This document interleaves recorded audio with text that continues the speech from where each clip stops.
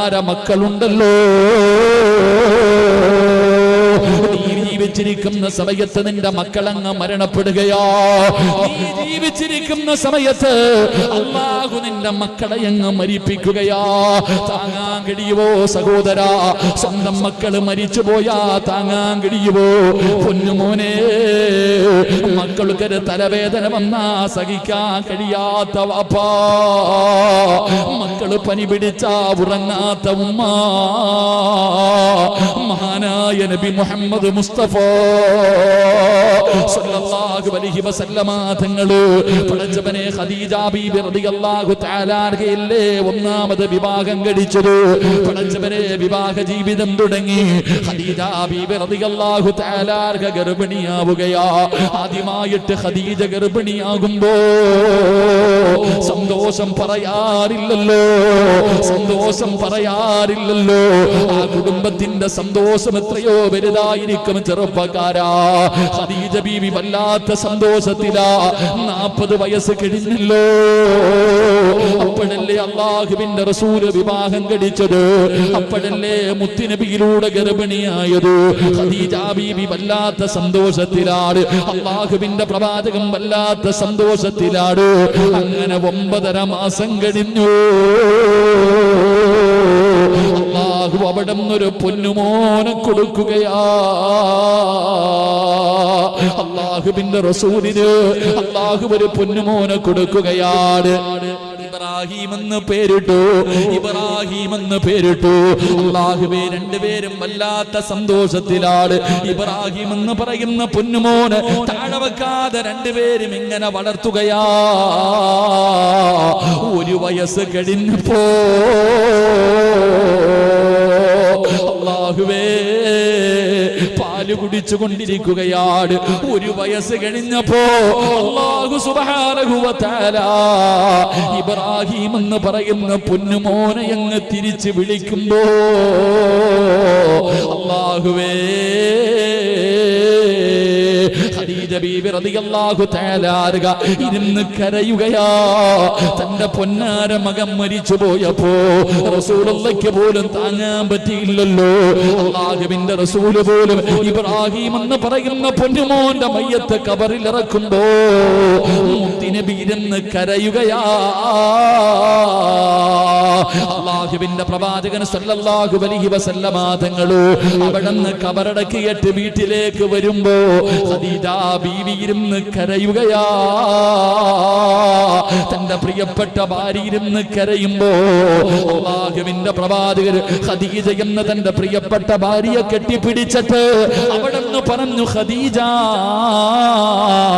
ഇന്നാ ലില്ലാഹി വ ഇന്നാ ഇലൈഹി റാജിഊൻ. വെറുതെ പറയുന്നതല്ലല്ലോ സഹോദരാ.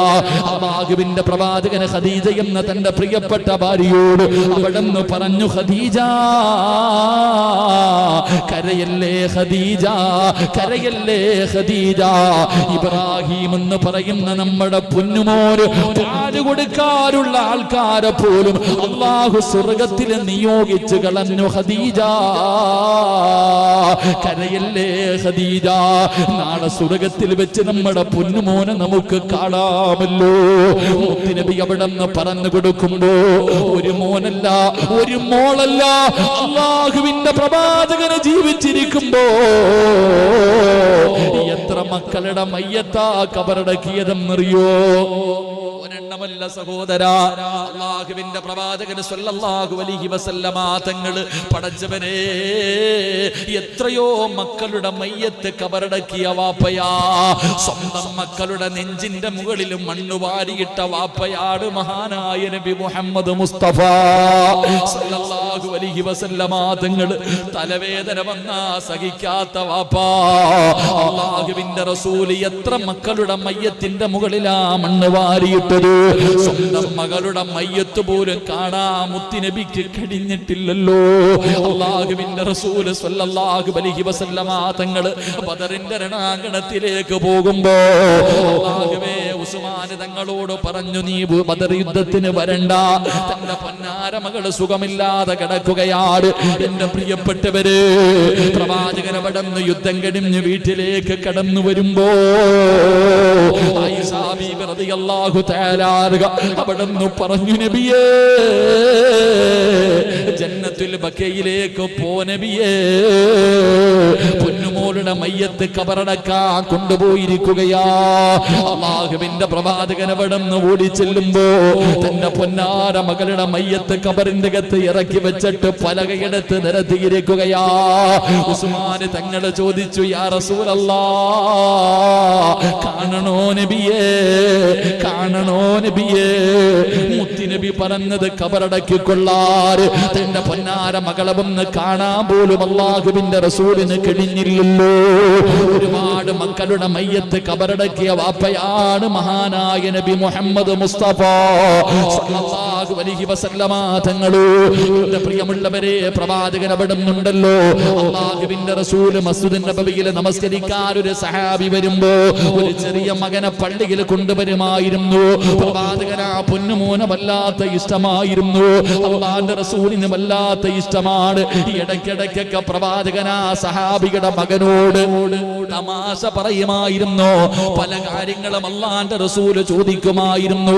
ഒരിക്കൽ അല്ലാഹുവിന്റെ റസൂൽ പള്ളിയിൽ നിൽക്കുമ്പോ വാപ്പ ഇങ്ങനെ പള്ളിയിലേക്ക് കടന്നു വരികയാണ്. തന്റെ പൊന്നാര മകനെ കാണുന്നില്ല. അല്ലാഹുവിന്റെ റസൂൽ ചോദിച്ചു, നിങ്ങളുടെ പൊന്നുമോനെവിടെ? വാപ്പ കരന്നുകൊണ്ട് പറയുന്നു, നബിയേ എന്റെ പൊന്നുമോ മരിച്ചുപോയി നബിയേ. അവിടുന്ന് പൊട്ടിക്കരഞ്ഞുകൊണ്ട് അല്ലാഹുവിന്റെ പ്രവാചകനോട് അവിടുന്ന് പറയുമ്പോ ആ പ്രിയപ്പെട്ട പിതാവിനെ ചേർത്ത് പിടിച്ചിട്ട് അല്ലാഹുവിന്റെ റസൂല് ചോദിക്കുകയാ, സ്വർഗത്തില് പോകണ്ടേ, സ്വർഗത്തില് പോകണ്ടേ? അല്ലാഹുവേ, നിങ്ങളുടെ പൊന്നുമകൻ അല്ലാഹുവിന്റെ സ്വർഗത്തിന്റെ കവാടത്തിന്റെ മുന്നില് നിങ്ങളെയും കാത്തു നിൽക്കുന്നുണ്ട്. എന്തിനാ കരയുന്നത്? അല്ലാഹുവിന്റെ പ്രവാചകൻ അവിടുന്ന് സമാധാനിപ്പിച്ചപ്പോ, എന്റെ പ്രിയപ്പെട്ടവരെ, നമ്മൾ ജീവിച്ചിരിക്കുന്ന സമയത്ത് നമ്മുടെ മക്കള് മരിക്കുക എന്ന് പറയുന്നത് ഒരു വാപ്പയ്ക്കും താങ്ങാത്ത കാര്യമാ, ഒരു ഉമ്മയ്ക്കും താങ്ങാത്ത കാര്യമാ. പക്ഷേ ക്ഷമിച്ചല്ലേ പറ്റൂ. അല്ലാഹു അതിന് പകരം സ്വർഗം തരുമെന്ന് നബി മുഹമ്മദ് മുസ്തഫ.